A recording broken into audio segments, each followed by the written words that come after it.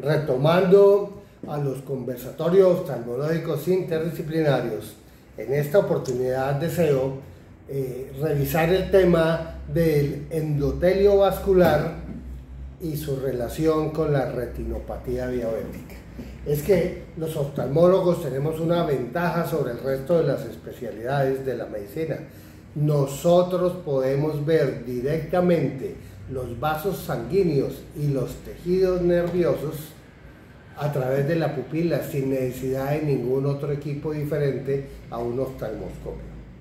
Entonces sabemos que en América unos 50 millones de personas podrán sufrir diabetes y después de los 40, 1 de cada 10 latinoamericanos en países es más, como México, van a ser diabéticos y cada vez a más temprana edad. Entonces, la idea es revisar un poquito qué es la diabetes. La diabetes es una enfermedad crónica e irreversible del metabolismo, en el que se manifiesta un exceso de glucosa presente en sangre y en orina. Esto es debido a la disminución de la secreción de la hormona insulina en algunos casos, o en la más por una deficiencia en su acción periférica. El efecto de la diabetes no controlada es la hiperglicemia, que puede cursar con o sin hipoxia. Hipoxia que con el tiempo daña gravemente muchos órganos y sistemas, especialmente a los nervios y los vasos sanguíneos. El marco de referencia entonces nos dice que hay diabetes tipo 1, diabetes tipo 2 y diabetes gestacional. La tipo 1 se llama insulinodependiente, juvenil o que tiene su inicio en la infancia y es por una deficiencia en la producción de insulina. Requiere administración diaria de esta hormona y un monitoreo muy estricto. La causa no se conoce, pero algunos piensan que puede tratarse de un virus. En la diabetes tipo 2, no insulino dependiente o de inicio en edad más adulta, aunque ya se están viendo casos de niños obesos con diabetes tipo 2, se debe a una utilización ineficaz de la insulina por los tejidos periféricos.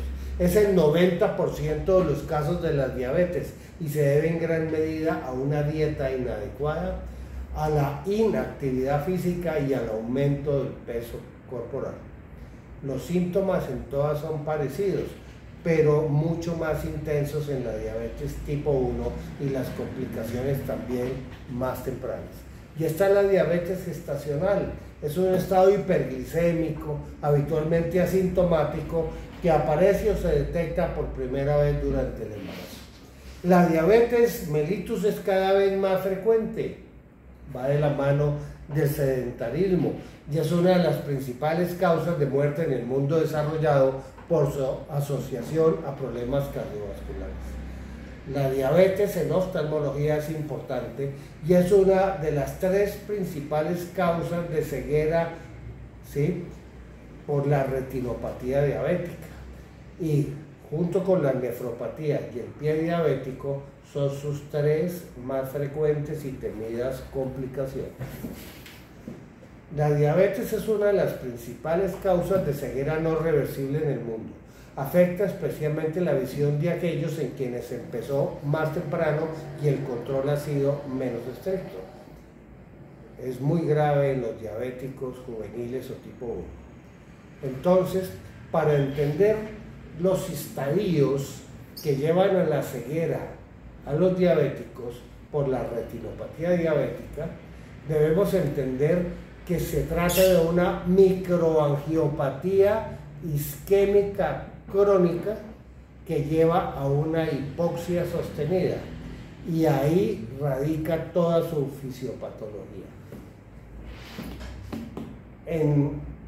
Hace ya varios años, el Diabetes Control and Complication Trial publicó sus resultados describiendo los factores de mayor importancia en el desarrollo de las complicaciones de la diabetes en las que se cuenta la retinopatía. Los factores relacionados con las complicaciones de la diabetes son, primero, niveles elevados de hemoglobina glucosada. 2, hipertensión diastólica. 3, la dislipidemia. Esa triada es sumamente peligrosa. Las complicaciones de la diabetes mellitus en la retina y seguramente en los demás órganos blancos no es otra cosa que una disfunción del endotelio vascular.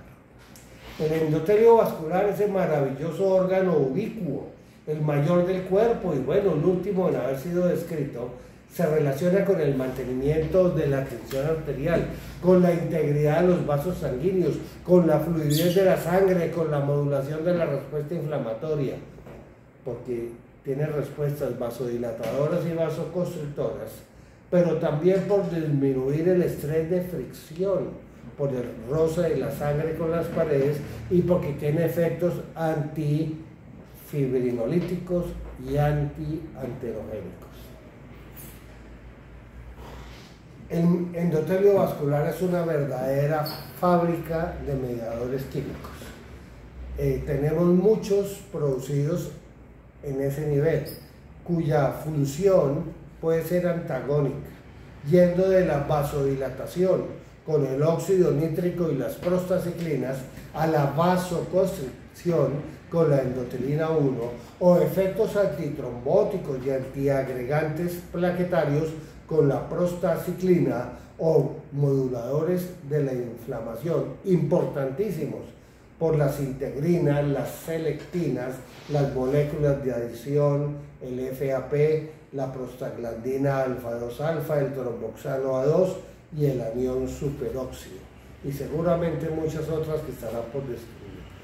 Ahora, la disfunción endotelial, no solamente en la diabetes, sino en todas las patologías que le vinculan, se traduce en alteraciones de la permeabilidad y de la perfusión capilar, en la coagulación intravascular, en la vasoproliferación, en el incremento de los radicales libres de oxígeno y en una pobre e inadecuada respuesta inmune.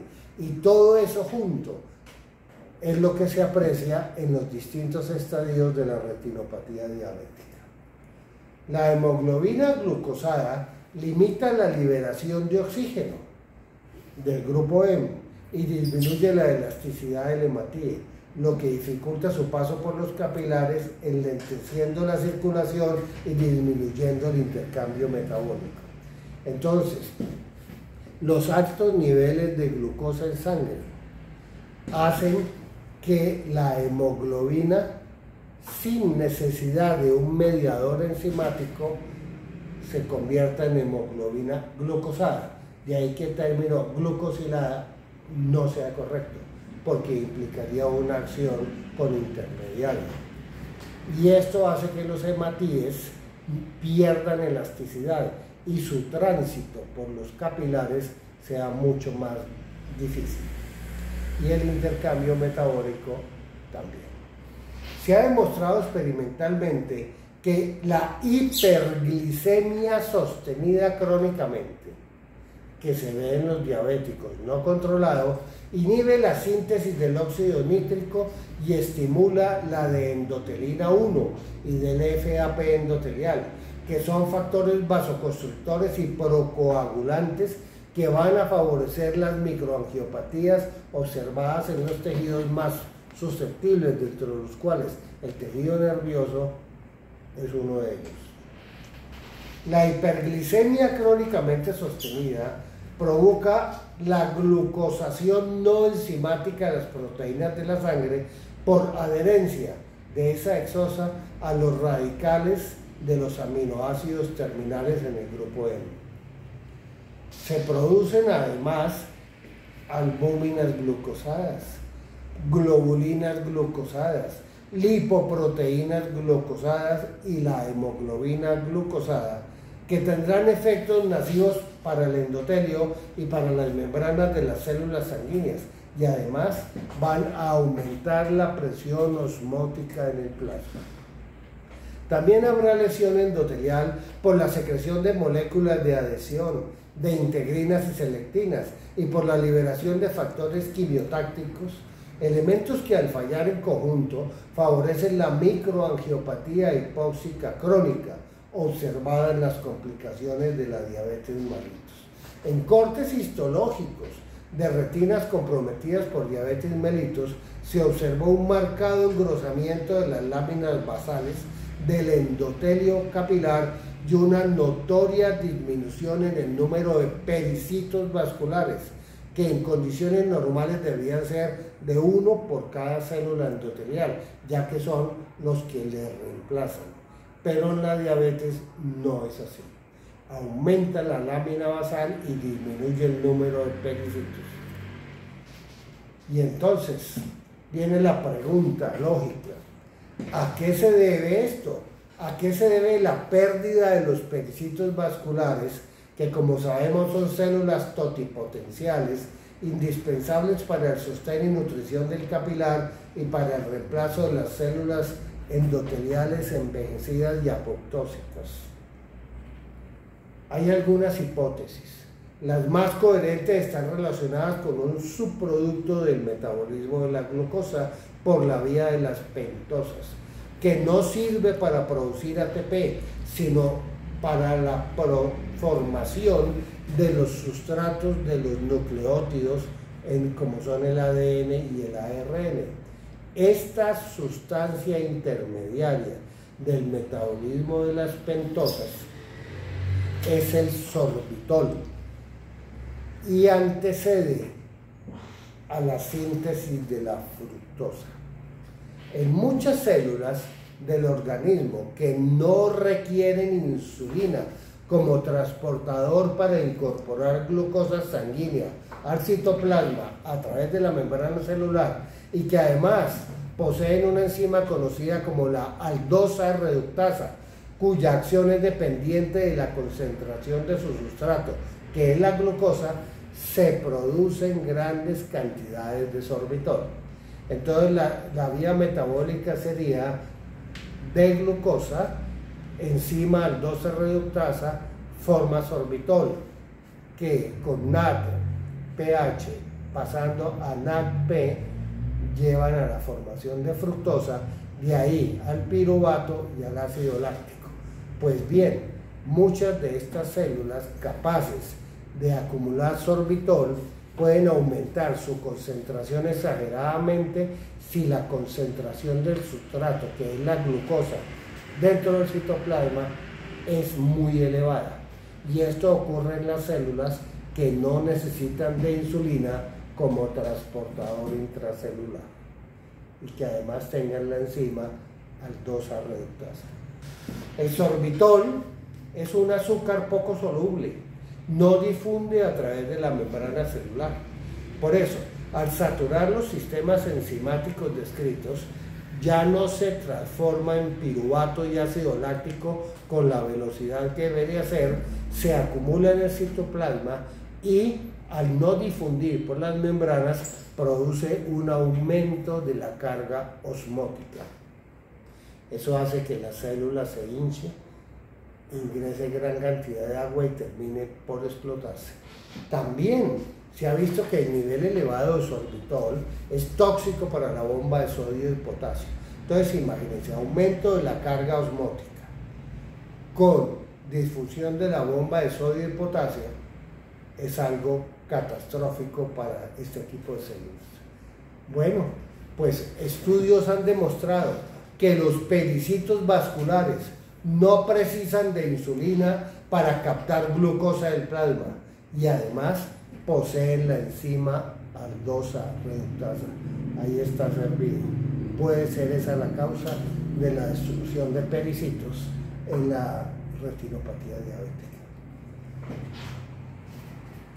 Básicamente eso era lo que les quería decir en este primer conversatorio. Recordemos las claves. Distintos tipos de diabetes tienen en común hiperglicemia. Hiperglicemia que puede aumentar los niveles de sorbitol intracelular, que puede destruir células susceptibles como son los pericitos vasculares, pero que además al glucosar las proteínas, no solo del grupo N, de los eritrocitos, sino las demás proteínas sanguíneas, hace que aumente la presión coloidosmótica y disminuya la elasticidad del hematíe para transitar por los capilares. Ese cóctel termina en lo que llamamos microangiopatía diabética. Muchas gracias.